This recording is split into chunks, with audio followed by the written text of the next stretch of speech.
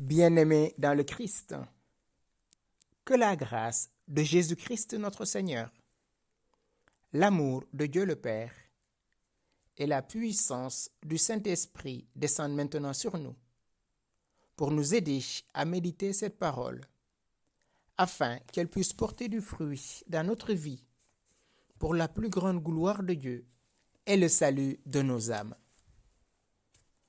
En ce deuxième dimanche de Pâques, dimanche de la miséricorde, j'aimerais méditer avec vous l'évangile de Jésus-Christ selon Saint Jean, au chapitre 20, du verset 19 au verset 31. C'était après la mort de Jésus. Le soir venu, en ce premier jour de la semaine, alors que les portes du lieu où se trouvaient les disciples étaient verrouillées par crainte des Juifs, Jésus vint et il était là au milieu d'eux. Il leur dit : « La paix soit avec vous. » Après cette parole, il leur montra ses mains et son côté. Les disciples furent remplis de joie en voyant le Seigneur. Jésus leur dit de nouveau : « La paix soit avec vous. De même que le Père m'a envoyé, moi aussi je vous envoie. » Ayant ainsi parlé, il souffla sur eux et leur dit : « Recevez l'Esprit Saint.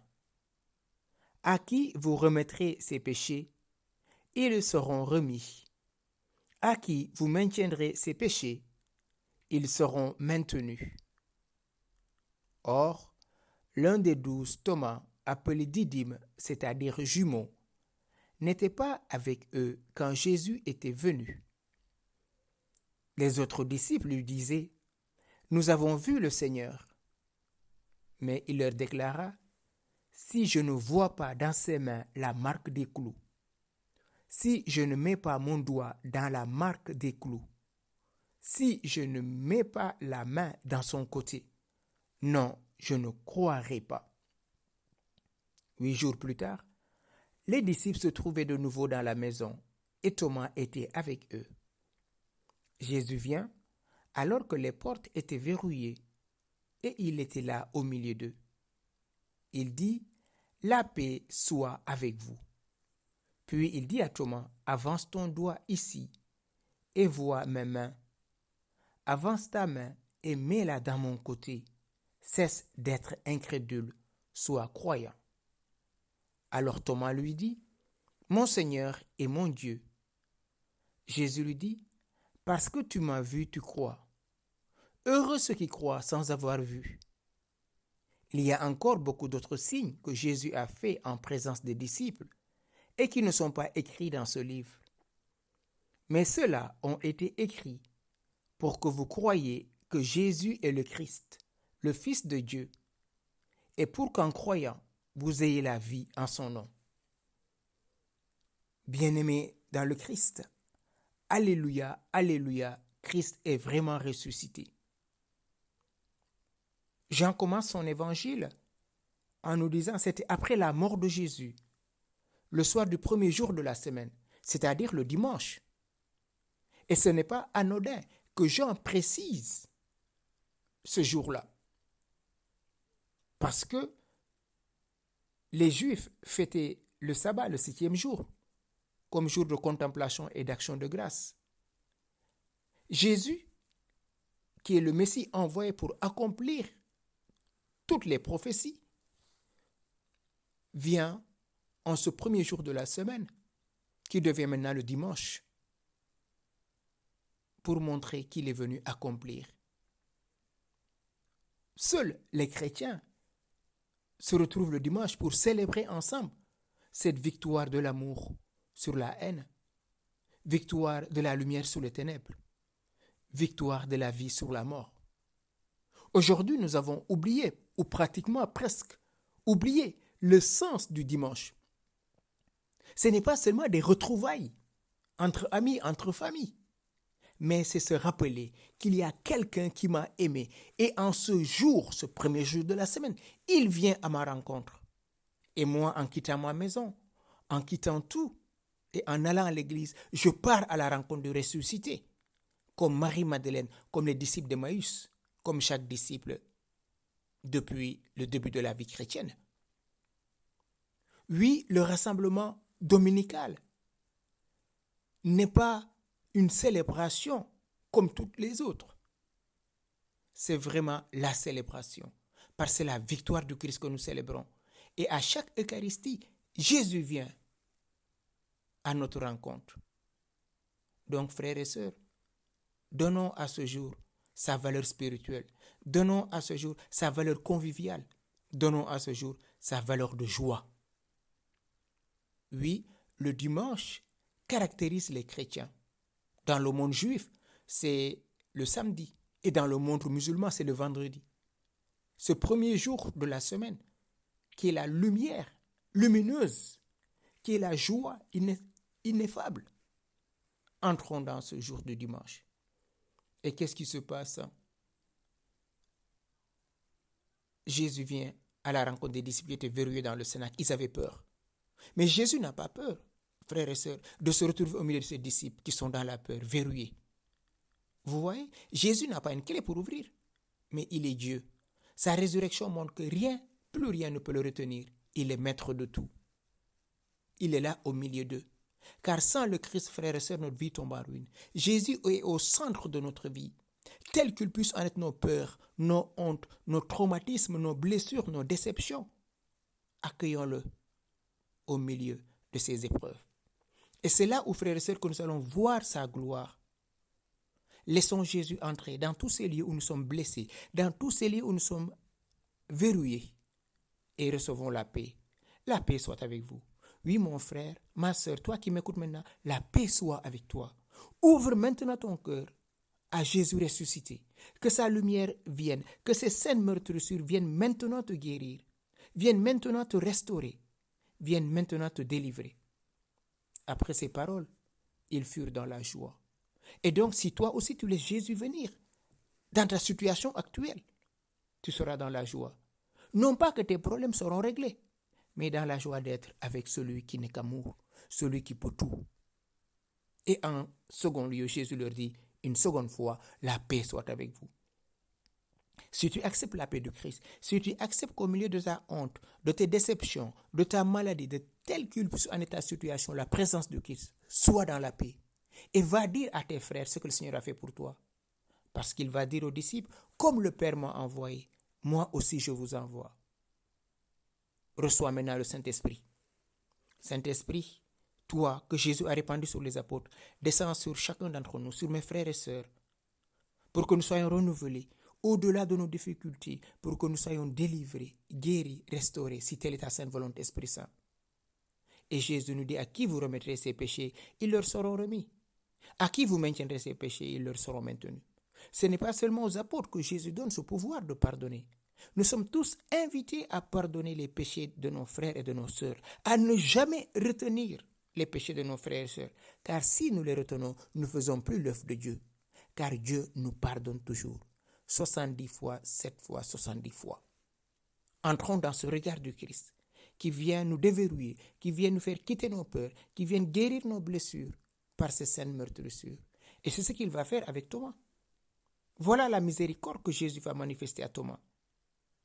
Thomas n'était pas là. Et 8 jours plus tard, Jésus est là. Les disciples sont encore verrouillés. Et il entre de la même manière. Il est là au milieu d'eux. Et il déclara à Thomas. Vous savez, Thomas avait déjà dit, si je ne vois pas dans ses mains la marque des clous, si je ne mets pas mon doigt dans la marque des clous, si je ne mets pas la main dans son côté, non, je ne croirai pas. Rappelez-vous, Thomas avait bien dit cela. Et 8 jours plus tard, voilà la miséricorde, frères et sœurs. Le Seigneur ne nous juge pas, il ne nous condamne pas. Il est toujours le pasteur qui va chercher la brebis que nous sommes. 8 jours plus tard, les disciples se trouvaient de nouveau dans la maison et Thomas était là. Jésus vint et toute porte était encore verrouillée. Il est là au milieu d'eux, comme il l'a fait le premier jour. Il est là encore au milieu d'eux. Ils sont encore dans leur peur, dans leurs doutes, dans leurs hésitations. Et Jésus est là. Qu'est-ce qu'il dit? La paix soit avec vous. Oui, mon frère et soeur, peut-être tu vas entendre cet audio. Tu vas dire, ben oui, le Seigneur a fait pour moi ceci ou cela. Et patapoum, dès qu'on tombe dans l'épreuve, on oublie ce que le Seigneur a fait pour nous. Et qu'est-ce qu'il dit à Thomas? Avance ton doigt. Dieu sait ce qu'il y a dans notre cœur. Dieu connaît même nos pensées. Vois mes mains. Avance ta main. Mets-le dans mon côté. Avance ton doigt, il commence. Parce que Thomas avait dit, si je ne mets pas mon doigt, si je ne mets pas ma main, et Jésus lui dit, avance maintenant ta main et mets-la dans mon côté. Cesse d'être incrédule, sois croyant. Oui, Saint Pierre nous dira, Jésus, vous l'aimez sans l'avoir vu. En lui, sans le voir encore, vous mettez votre foi. Vous exultez d'une joie inexprimable et remplie de gloire, car vous allez obtenir le salut des âmes, qui est l'aboutissement de votre foi. Oui, frères et sœurs, tel est l'aboutissement de notre foi. C'est pour ça que Jésus dira, heureux ceux qui croient sans avoir vu. Cela, c'est pour nous, frères et sœurs. Thomas a dû toucher et voir le ressuscité, voir ses plaies. Mais nous, c'est dans la foi. Et cette béatitude est pour chacun de nous. Quelle chance avons-nous, frères et sœurs, de croire, d'avoir la foi. Merci Seigneur pour la foi que tu nous donnes et que tu nous permets de vivre. Bienheureux Thomas, qui nous a valu une telle béatitude. Heureux ceux qui croient sans avoir vu. Et Jésus lui dit, parce que tu m'as vu, tu crois. Oui, parfois nous sommes comme Thomas et beaucoup disent, ouais, moi je suis comme Thomas. Ben Thomas, quand même, il a le courage de dire ce qu'il y a dans son cœur, de dévoiler son manque de foi à la résurrection. Mais nous, nous maquillons notre péché. Combien de fois nous confessons, nous, frères et sœurs? Combien de fois osons-nous devant les frères et sœurs confesser notre manque de foi? Crois et tu verras la gloire de Dieu, avait dit Jésus à Marie-Madeleine et à Marthe à la mort de leur frère Lazare. Marthe, si tu crois, tu verras la gloire de Dieu. Oui, mon frère, ma sœur, le temps de Pâques, en ce deuxième dimanche de la miséricorde, ouvrons notre cœur à l'amour de Dieu, tel qu'il puisse en être notre péché. Dieu est plus grand notre cœur et il connaît tout. Oui, la foi est un don de Dieu, une vertu surnaturelle infuse par lui. Dans la foi, l'intelligence et la volonté humaine coopèrent avec la grâce divine, nous rappelle le catéchisme de l'Église catholique au numéro 153 et 155. Que devons-nous faire? C'est de nous laisser éclairer par l'Esprit Saint, de laisser Jésus venir à nous. Et c'est dans cette écoute de la parole de Dieu que nous devons chercher la puissance de la manifestation de l'amour de Dieu. La paix soit avec vous. C'était le salut des Juifs habituel, shalom. La crainte, l'angoisse des derniers mois avant l'arrestation de Jésus, l'horreur de la passion et sa mort, la nuit du jeudi saint, la journée du vendredi et ce grand silence du samedi. Jésus est mis au tombeau, tout est fini. Est-ce qu'on peut être dans la paix dans ces situations, frères et sœurs? Non, ils sont dans la peur. Et Jésus vient les déverrouiller. Jésus vient les sortir de cette peur. Jésus n'a pas honte d'être notre frère. Il n'a pas honte d'être crucifié, mort pour nous. Oui, mon frère, oui, ma sœur, quitte maintenant ta honte, quitte maintenant ton doute et entre dans la foi de la résurrection. Que la lumière de Jésus ressuscité vienne habiter notre cœur. Que l'Esprit Saint qu'il a répandu sur les apôtres vienne nous restaurer, vienne nous donner d'aller annoncer les merveilles de Dieu, mais surtout d'accepter de pardonner. Allez annoncer que les péchés sont remis. Donc, soyons les ambassadeurs de la réconciliation. Soyons frères et sœurs, artisans d'unité et de paix. Acceptons de pardonner à ceux qui nous ont offensés, comme nous le disons dans notre Père, et recevons le pardon de Dieu. Il est toujours bon, en ce temps pascal, de se confesser, frères et sœurs.